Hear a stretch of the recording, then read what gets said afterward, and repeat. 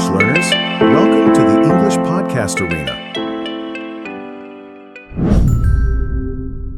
Hey everyone, welcome back to English Podcast Arena. The place where we help you sound more natural, more confident, and honestly, just more like yourself in English. I'm Amelia. And I'm John. And today, oh man, we're talking about something that literally changed my entire approach to learning languages.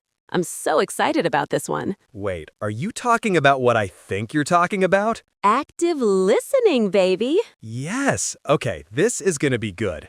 This topic is so underrated, it's actually kind of crazy how few people talk about it. Right? Like everyone focuses on speaking, which, don't get me wrong, is super important. But active listening? That's where the magic actually happens. 100% agree with you on that one. So before we dive in, John, how's your morning going? You look like you've already had about 3 cups of coffee. Okay, you caught me. It was 2 cups. But honestly, I woke up so energized today because I was thinking about this episode all week. Active listening is something I wish someone had explained to me years ago. Same here. When I was first trying to improve my Spanish, Oh yeah, you lived in Mexico for a while, right? I did for about 8 months. And here's the thing. The first 3 months, I barely improved. Like, barely. And I was frustrated. I was taking classes, I was doing my flashcards, I was trying to speak with the locals, but something wasn't clicking. So what changed? Active listening. Seriously. A friend of mine who was fluent in like 4 languages sat me down and said, Amelia, you're not really listening. You're just hearing. And I was like, what's the difference? Ooh, that's a great question, actually. What is the difference between hearing and listening? Because I think a lot of our listeners might be confused about that too. Okay, so here's how I like to explain it. Hearing is passive. It's automatic. It's like when you're at a coffee shop and there's music playing in the background. You hear it, but are you really paying attention to the lyrics, to the melody? Probably not. Right, it's just noise. Exactly. It's just noise. But listening, that's active. That's intentional. That's when you're fully present, fully focused, and your brain is actually processing what's being said. I love that distinction. And honestly, I think most language learners fall into the hearing category without even realizing it. Oh, absolutely. I know I did. I would put on English podcasts or Spanish podcasts back then, and I'd think I was learning. But really, I was doing dishes, checking my phone, daydreaming about what I was going to eat for dinner. The dinner daydream is so real, though. It is. But here's the problem. When you're only half listening, you're only half learning. Your brain isn't making those deep connections. You're not picking up on pronunciation patterns, on rhythm, on how native speakers actually structure their sentences. So let's break this down for our listeners then. If someone is learning English and they want to improve their fluency through active listening, where do they even start? Great question. And I think the first thing is understanding what active listening actually involves. It's not just one thing. It's a collection of habits and techniques that work together. Like a toolkit almost. Exactly, like a toolkit. So, technique number 1, and this is huge. Listen with a purpose. What do you mean by that? So, instead of just pressing play and zoning out, you go into it with a specific goal. Maybe today you're focusing on how native speakers use contractions, like how we say gonna instead of going to, or wanna instead of want to. Oh, that's smart. So you're targeting something specific. Exactly. Or maybe you're focusing on intonation. How does the speaker's voice go up at the end of a question? How do they emphasize certain words? When you have a purpose, your brain knows what to look for. I actually did something similar when I was learning French. I would listen to French radio, and for 1 week, I only focused on how they said numbers, like prices, times, dates, just numbers. And did it work? It worked incredibly well. After that week, I could understand numbers in conversation so much faster. My brain had trained itself to recognize those patterns. See?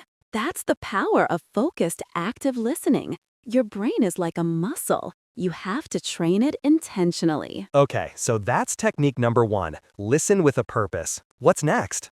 Technique number 2 is something I call shadow listening. Have you heard of this? I've heard of shadowing, where you repeat what someone says right after them. Is this different? It's related, but shadow listening is the step before that. With shadow listening, you're listening so closely that you can almost predict what the speaker is going to say next. You're following along in your mind, like you're reading the words as they speak. Oh, I see. So you're not just passively absorbing, you're mentally engaged, almost like you're having a conversation with the audio. Exactly. And what this does is it forces you to pay attention to natural speech patterns. You start noticing how sentences flow, how pauses work, how emphasis changes meaning. That's really cool. Can you give an example of how someone might practice this? Sure. So let's say you're listening to a short news clip. Maybe it's about technology or something. Instead of just letting the words wash over you, you're actively trying to follow along word by word. You might even close your eyes to eliminate distractions. I like that. Eyes closed, full focus. And here's a pro tip. If you miss something, don't stress about it. Rewind and listen again. Active listening often means listening to the same content multiple times. That's such an important point. I think a lot of learners feel like they failed if they don't understand something the first time. Right? But that's not failure at all. That's learning. Native speakers didn't learn English in one listen either. We heard the same words, the same phrases, thousands of times before they stuck. So repetition is key. Massive key. Huge. Which brings us to technique number 3, the repetition technique, or what I like to call the loop method. Okay, I'm intrigued. Tell me more. So the loop method is simple but incredibly effective. You find a short piece of audio, maybe 30 seconds to 1 minute, and you listen to it on repeat, like a lot. How many times are we talking? At least 5 to 10 times. And each time you listen, you focus on something different. The first time, just get the general meaning. The second time, focus on individual words. The third time, pay attention to pronunciation. The fourth time, notice the speaker's rhythm and pacing. Wow, so you're layering your learning. Exactly. Each layer builds on the last. And by the end, you know that piece of audio inside and out. You've absorbed it deeply. I actually tried something like this with songs. I would listen to the same song every day for a week, and by the end, I knew every word, every pause, every breath the singer took. Every breath. I love that. But seriously, that's exactly how it works. Music is amazing for active listening practice because it has rhythm, emotion, and repetition built in. Speaking of emotion, I think that's another huge part of active listening that people overlook. Oh, 100%. Tell me what you're thinking. So when native speakers talk, we don't just communicate with words. We communicate with tone, with emotion, with energy. And if you're not actively listening for those emotional cues, you're missing like half the conversation. That's so true. Like the sentence, "I'm fine," can mean completely different things depending on how someone says it. Exactly. If I say, "I'm fine," with a smile and upbeat tone, it means I'm actually fine. But if I say, "I'm fine," slowly, with a sigh, that usually means I'm not fine. That's such a human thing, too. We all do this in every language. But for English learners, picking up on these emotional subtleties requires active listening. So technique number 4 could be listen for emotion. I love that. Yes. When you're practicing active listening, ask yourself, how does this person feel? Are they excited, frustrated, sarcastic, tired? The more you tune into emotion, the more natural your own English will become. Exactly. Because then when you speak, you'll naturally add those emotional layers too. Exactly. Language isn't just about words, it's about connection. And emotion is how we connect. Okay, this is all amazing stuff, but I want to talk about some common mistakes too, because I think there are some things people do that actually hurt their active listening practice. Ooh, yes, let's get into that. Mistake number 1, and I see this all the time, trying to understand every single word. Oh, this is a big one. Right? Learners will listen to something, they'll hear one word they don't know, and they'll completely stop. They'll pause, look it up, get distracted, and lose all momentum. And then they never go back to the audio. Exactly. But here's the thing. Even native speakers don't understand every single word in every conversation. We use context clues. We infer meaning. We let things go and keep moving. That's such a valuable skill to develop. Tolerating ambiguity. I love that phrase, tolerating ambiguity. It means being okay with not knowing everything and trusting that understanding will come with time and exposure. And honestly, the more you practice active listening, the fewer unknown words you'll encounter anyway, because you're constantly absorbing new vocabulary in context. Which is way more effective than memorizing flashcards, in my opinion. Agreed. Okay, what's mistake number 2? Mistake number 2 is only listening to slow, clear, beginner-level English. Oh, this is interesting. Say more about that. So I think a lot of learners get comfortable with English that's been simplified for them. And that's great for building a foundation. But at some point, you have to challenge yourself with real, natural speech. Because that's what you're going to encounter in the real world. Exactly. When you talk to a native speaker, they're not going to slow down and articulate every word perfectly. They're going to use slang, they're going to mumble, they're going to talk fast. We definitely mumble. We do. So if you want to understand real English, you have to practice listening to real English. Podcasts like this one, movies, TV shows, YouTube videos, even TikToks. All of it is practice. All of it. And here's the thing. It will be hard at first. You might only understand 50%. But if you keep at it, that percentage will grow. Trust the process. Trust the process. I love that.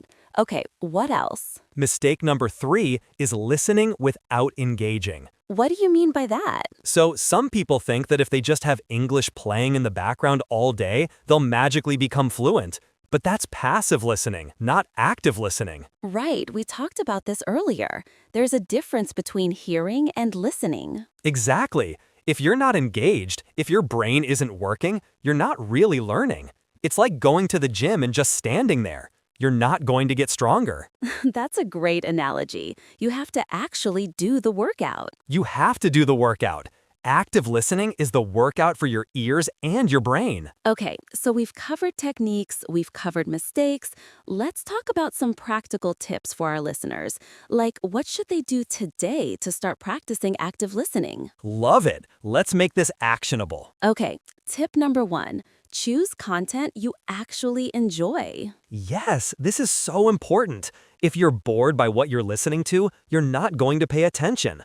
Find podcasts about topics you love. Watch shows that interest you. Listen to music that moves you. When you're emotionally invested in the content, your brain naturally pays more attention. Exactly. Learning doesn't have to be boring. Tip number 2, start small. You don't have to listen to a 2-hour podcast in one sitting.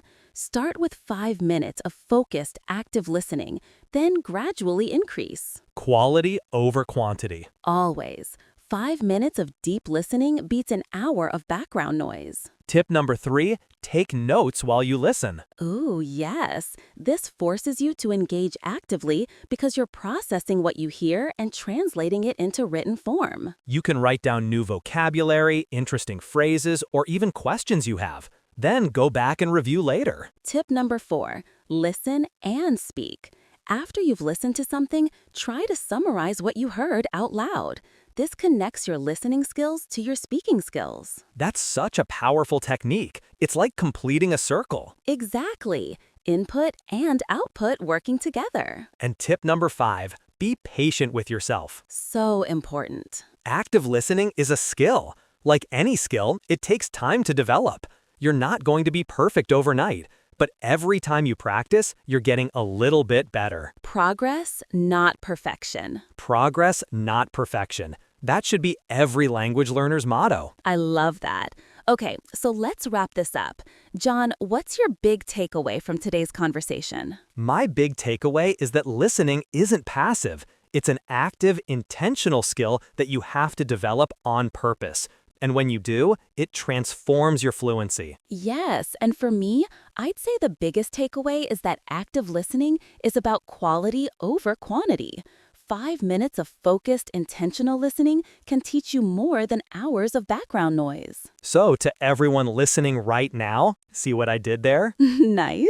To everyone listening, here's your challenge. This week, pick one piece of content. Maybe it's this episode, maybe it's a song, maybe it's a short video, and practice active listening with it. Listen with purpose, focus, repeat, engage. And let us know how it goes. We'd love to hear from you in the comments. Yes, definitely drop us a comment. Tell us what you're practicing with. All right, everyone. Thank you so much for spending this time with us today. We really appreciate you being part of English Podcast Arena. If you found this episode helpful, please hit that subscribe button and share it with a friend who's learning English. Every little bit helps. And hey, remember? You've got this. You absolutely got this. See you in the next episode. Bye, everyone. Bye.